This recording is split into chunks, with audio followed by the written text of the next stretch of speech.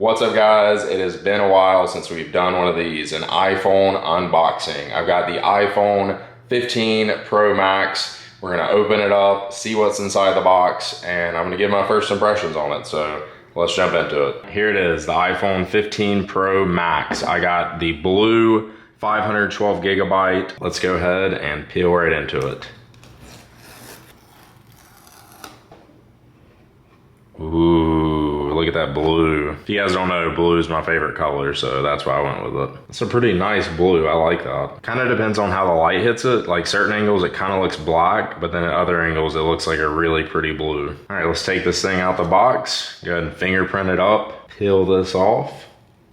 Ooh. All right, so there is the iPhone 15 Pro Max. Set that to the side for a second. So we've got the USB-C charging cable. You already probably know what's in this. You no longer need a SIM. There's some instructions, and we get an Apple sticker. And that's pretty much all that's in the box. That's the unboxing. I've already got fingerprints on this thing. All right, so here's the new design. It's not that much different than the previous version. For the Pro Max, it's a 6.7-inch display. The new design is titanium though, and I will say it feels pretty good in your hand. Like this is kind of like rounded feeling here on the edges. We'll go ahead and boot it up, but I'm not gonna set it up just yet in the video. Inside this new iPhone is Apple's A17 Pro chip, so it's a little bit faster. They say it's gonna be up to 10% faster. Here's a new display. I can already notice that the bezel is smaller, and that actually does make a difference.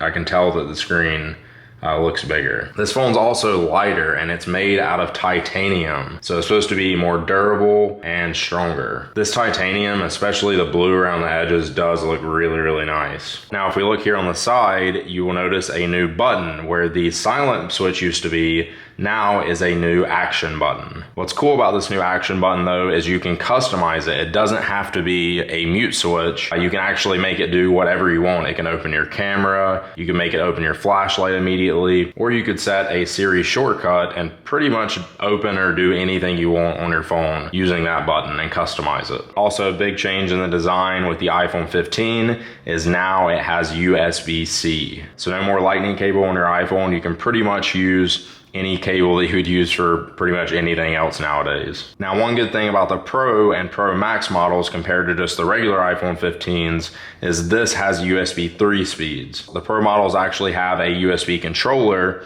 built in that makes you get those faster speeds. So with that, it gives faster transfer speeds, and you can also output 4K video up to 60 frames per second. Another cool thing about USB-C and the new iPhones is you can actually use this to charge your other devices using your iPhone's battery. So you could plug in your AirPods to your iPhone and actually charge your AirPods. The cameras on the iPhone 15 also got an update. It features a 48 megapixel main camera, and if you get the Pro Max model, you get a 5 times telephoto zoom lens. So better for taking pictures and videos of stuff further away. Whereas just the Pro model iPhone 15 has 3 times telephoto lens. Another cool thing about the camera is when you're shooting pictures, it's pretty much always shooting portrait mode, which can be adjusted after the fact. So you don't actually have to go to portrait mode if you want a portrait mode look on a picture. You can actually go and readjust the focal point in pictures after the fact. Another cool thing that's not out just yet, but it will be out supposedly later this year, is spatial video. So you can actually capture spatial video